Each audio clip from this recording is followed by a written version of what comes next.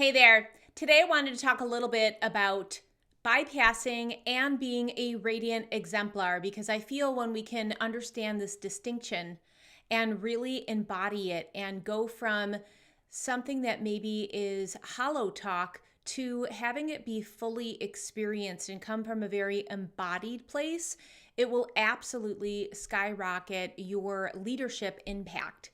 So, we're not bypassing on purpose necessarily. There could be a host of reasons why we are avoiding something or not putting 100% into something that we are advocates for. It could be time, it could be fear, it could just be energy, it could be a whole host of reasons why we are skipping out on something.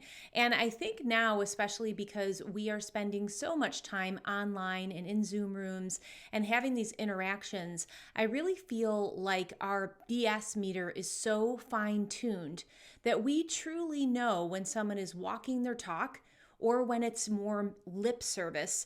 And to be an impactful leader, it is about vibration and it is about a sense of sincerity. And so I just wanted to uncover that a little bit. If you were to think about somebody that comes to mind that maybe had that do as I say, not as I do approach, what comes up for you? Maybe it is a leader who advocates teamwork but is consistently micromanaging, or perhaps it's an associate that is all about balance but burns the midnight oil on a daily and pushes themselves to burnout. So think about that for a minute.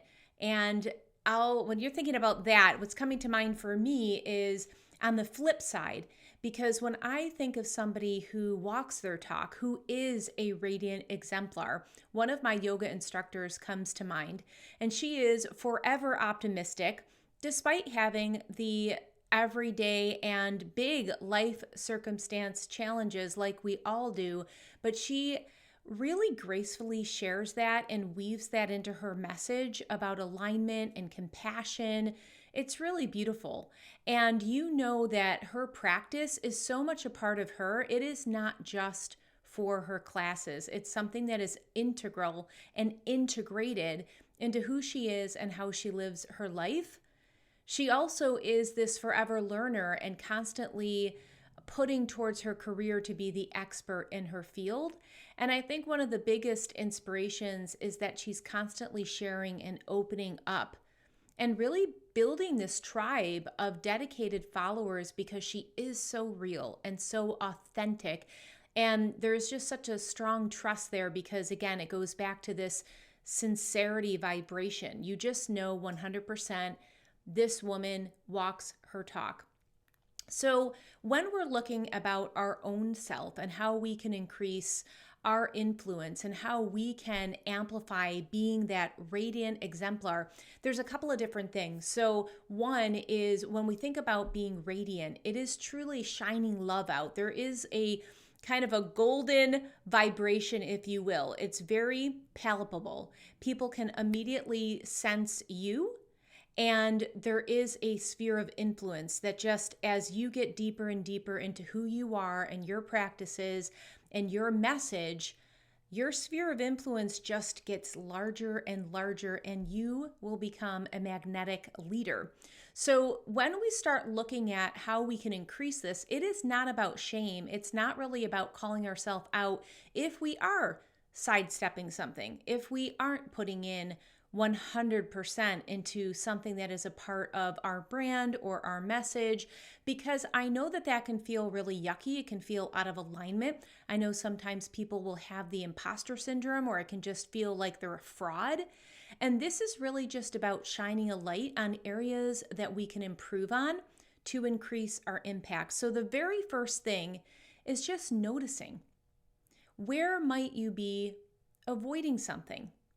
And then just be really gentle with yourself and keep probing, keep asking those questions. This isn't a test, it's not a pass or fail. It's literally just about increasing your own self-awareness.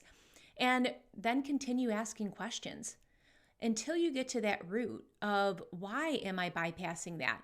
Now, I know in the life coaching space, you hear about spiritual bypassing often. So people who are talking about, having bliss and alignment, yet they're not really putting in the work to meditate or journal or be grateful and have a different type of consciousness.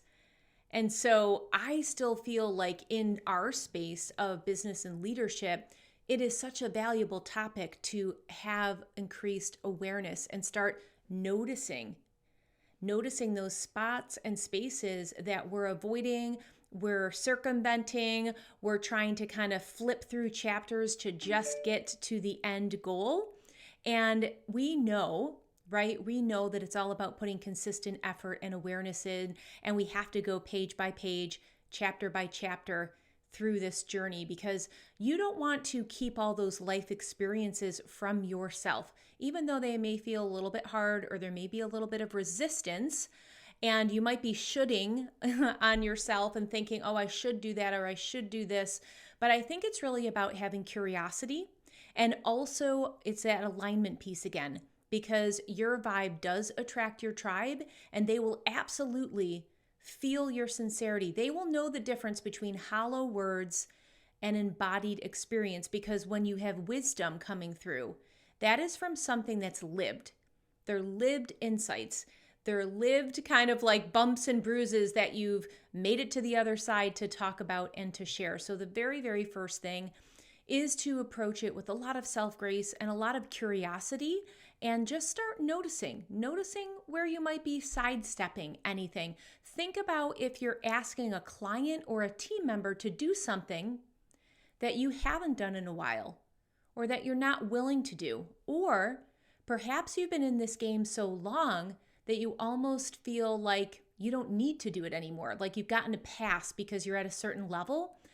That's a really interesting space too, and I invite you to go back with a beginner's mind and start again, and really approach it as if it was day one. Approach it all over again with that beginner's mindset, especially if you've been in this game a long time.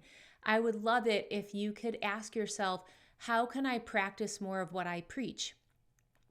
And then once you have that awareness, really step 2 is really about making friends with the thing that you've been avoiding. Just make friends with it, starting today. And again, this isn't about shaming or blaming or putting something on the to-do list. It's about approaching it with curiosity, with the mindset that what we focus on expands, and it expands in a great way, because we're talking about that sphere of influence for being an impactful leader. And the third step is really committing to taking even a micro action towards that thing that you've been sidestepping or bypassing or avoiding, and really schedule it in. Like, even if it is meditating for 2 minutes when you wake up, or whatever the goal is for you. If you are, like, let's go back to the beginning example about maybe that associate that is a burnout advocate, yet doesn't really have great boundaries and is, emailing at all hours of the night. Let's look at that. If that's you, okay, cool. We understand that, no problem. There's only 24 hours in a day, and so many of these things come from a good-hearted place, like we're trying to do our best and get it all in. But if this is you, okay, super, we have this awareness. And now we can schedule in and start putting in little boundaries. Where can maybe we can put a cutoff of how we are communicating or when we do email. And if you're usually up at 11 or midnight doing email, maybe you just start by saying 10 is my cutoff, right? For me, it's way, way earlier than that, but we want to do it in little micro stages so it sticks. So it really becomes a part of your new normal. And with each and every time you put in a practice of increasing your boundaries or self-care, or really looking at ways that you're not burning out, your message is going to come across with so much more power. There will be a power of influence behind your words, not just kind of this you should message that doesn't have the impact, because people will feel like a little bit of a disconnect with integrity. And I know that that sounds kind of harsh, but when someone's in it, Like you can absolutely feel it. Another example is coming to mind. And actually, that podcast episode is going to be airing tomorrow because I'm recording this on Valentine's Day. So happy Valentine's Day. And one other person that just totally comes to mind as a radiant exemplar is Pauline Nugent. And she's a guest that I interviewed on the Women Developing Brilliance podcast. And I will share that link with you when it's live tomorrow. But this is somebody that is so in tune with who they are and what they do and living out their business and their principles, philosophy, message, point of view, just like that. Like it's the back of their hand because it's absolutely who she is. And she is someone who walks her talk and you can feel it. It was one of my favorite episodes that I've recorded. So I can't wait to share that. In fact, if you have a radiant exemplar that's coming to mind, absolutely tag them, brighten up their day. Hashtag radiant exemplar and tag someone who's inspired you that fully embodies. They do what they say and they say what they do and they fully embody their message. They live out their truth on a daily basis. Again, this is not about perfection. This is about dominant personality traits that are like executed on a consistent basis. So it's like the majority of the time they're in it. They're in alignment.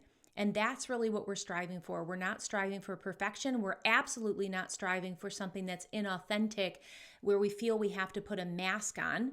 This is just about like authenticity and integrity and really having this opportunity to look at the difference between bypassing or sidestepping something and turning that into a growth opportunity to become the radiant exemplar that we know that we have inside of us to have the most impact as leaders. If you're digging this information, I have a blog that I will put into the comment section, which is called The Power of Influence, Lead or Be Led. Kind of a little bit of a riff on what we're chatting about, but I would love to hear your thoughts. I would love to see all of the people that you tag that inspire you, who are radiant exemplars, who are really living their purpose and they're really inspiring others to do the same. So that's what I wanted to share. I can't wait to continue to connect with you. And until next time, my friend, breathe joy.